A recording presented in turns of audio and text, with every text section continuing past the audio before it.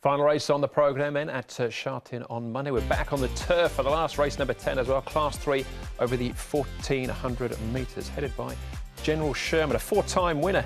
But all of those have been over the 1,800 metres or more. Superwise, the last start course and distance winners, come up with barrier 3. Perfect match, 3 out of 5 this season, including the Griffin Trophy. Barrier 14 for him, though, and Zach Purton. Farshad gets £10 off his back. Alfie Chen from barrier 5. Elite Patch, course and distance for the first time for him. Gets up from the 1,200 at Happy Valley last time out. Amazing Chocolate, runner-up course and distance. 2 starts back behind Right Choice, and down to Chairman Lowe, who's been runner-up 4 times this season. He's very close to a class drop. General Sherman, Farshad, and Amazing Luck are the horses that have been up at Chung Fa within the last month. We've made our way to the touchscreen to have a look at the speed map and a couple of key races here for the final event. And as far as the speed's concerned, Brett, we've got Perfect Match drawn out wide, and the other horse being Superwise. Much better barrier for him, or lower gate anyway, gives him the opportunity to maybe find the rail in the front. Yep, and of course he was able to be right up on the speed and lead from gate number 8 last start, so you would think they would be hunting that position. You would think Perfect Match from barrier 14 would charge across, potentially try and get down here. Shining Gem's an interesting runner in the race for me. I'm not sure whether he will go forward or whether perhaps he might try and slot in, and they might go back to the old tactics of riding Chairman Lowe a touch closer. Potentially those two could swap their spots, and maybe Joe might try and look at slot in here, looking at the pace and seeing that it doesn't look to be sort of overly strong. I mean, it's rated there as good. Elite Patch, the Japanese horse, or the former Japanese horse who's drawn low here, is an interesting runner in the race because he is coming on to the turf at Sha Tin for the first time, and I think they'll want to utilise gate 1. All right, deep field here, Paul. What do you got for us? The first one we're going to have a look at for you is a War Room.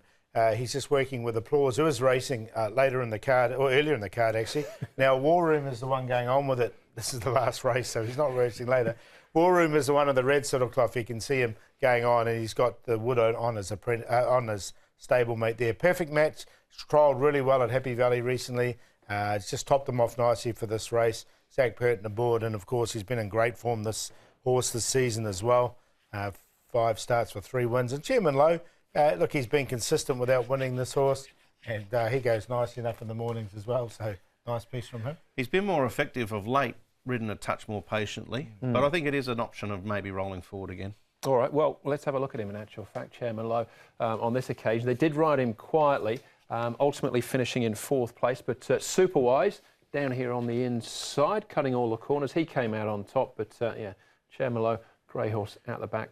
This is effectively 3rd up too for Superwise, and he's genuinely been, I thought, a 1,200 metre horse, and sort of hovering around these types of marks for some time, but he got away with some soft sectionals out in front, and obviously with Dylan Moe's little claim was able to keep going, running home 24.22. It's not an overly strong last 400. I think that really emphasises the fact that he did get it quite cheap out in front. I think he did, yeah. I don't think he'll get it that way in this particular race. And then, look, with those cheap sectionals, it wasn't a bad run from Chairman Lowe because he ran on nicely. Yeah, barrier 1 as well. He got a long way back, didn't he? And Swang White coming into the straights.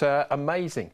We can have a look at down on the inside. We've got a few amazing horses in this race, if in name only. He finishes 4th. Farshad, the other one, slightly covered up here as they swing in the purple cap at the back. Happy to watch Farshad go around again, but Amazing was a bit unlucky in this race.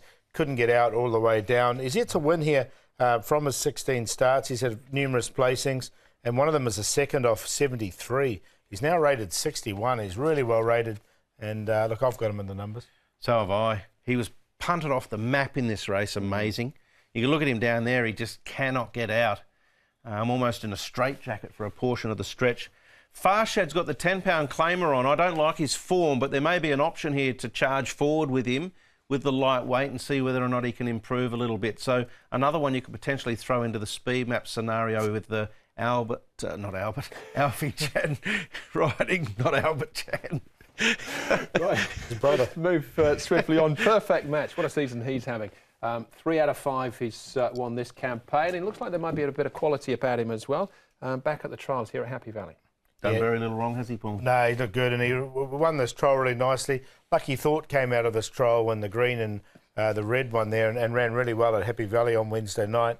And look, he had plenty in hand in this trial. I think he's going to be tough to beat even with the wide draw. Yeah, more weight and a wider draw, but he does have pace to offset the wider draw, and we've seen already in the past that he can be pushed early and then come back underneath his rider, settle in the run again, and then kick off the back of that too when they corner for home. So he's got plenty of strings to his bow. All right, we haven't seen Tangmere on the track anyway for a little while. November was the last time he's on course, but what's he been showing us in the morning? Not enough for me to suggest that he can improve. It's interesting, as you say, blinkers and the crossover noseband were on last start. The run behind Let's Take It Easy was better. Son of Frankel out of a really good mare, so time's the essence. Not for me yet. Just the way he was pushed on here in the end, I'm still happy to sit on the fence and watch. Yeah, same. I haven't got him in this time, but he might be one to follow out of the race. He's only had 4 starts, to be fair. Yeah, and beautifully bred as well. That's Tangmere. The favourite, though, at this stage, Paul, is Perfect Match. What do you think? Yeah, I've got Perfect Match on top too. I think he's going to run really well in this particular race. He's trialled nicely to lead into it. Winston's Lad, now he's 1 off 75 at the start of the season. He's now down to a rating of 70. I haven't minded his last couple of gallops as well. I think he can run on nicely. 1,400 metres is his go. Amazing was unlucky last time. Chairman Lowe consistent without winning. 4, 8, 13 and 14.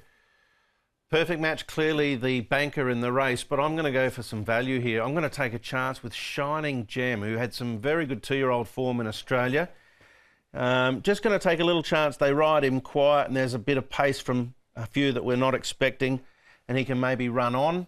He's a nice enough type of horse, and I'm going to tip him at a price. Perfect Match, Amazing's obviously interesting. I like the former Japanese horse coming onto the turf as well. So I'm going to use those 4 in a QQP and hope for a little bit of value in the results. So 7, 4, 13 and 9. Yeah, thought it was pretty open outside of Perfect Match there in the last. All right, as far as the stats are concerned, with half the card on the dirt, that's the record we're looking at for Teton. Yeah, look, he's got a pretty good record with these dirt horses. 56 with 9 wins, 6 seconds, 4 thirds, and with a 16% win race.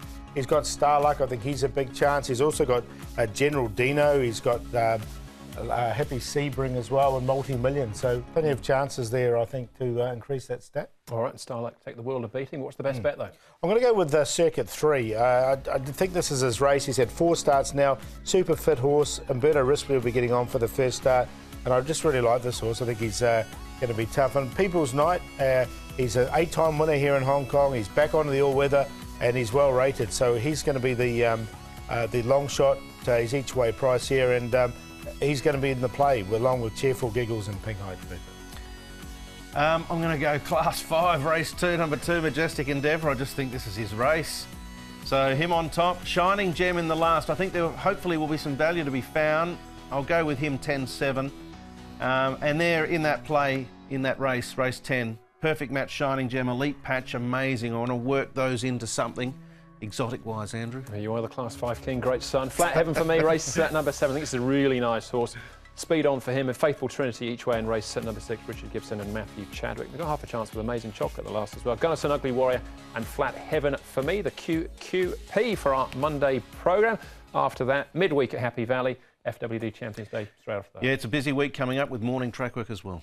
Yeah, really looking forward to the week, and should be really good. And the racing next Sunday will be first class. That's the show. Thanks for watching. On behalf of Paul, Brett and the rest of the team. Hopefully see you at Sha Tin on Monday. We will be racing to win. Good night. Good night.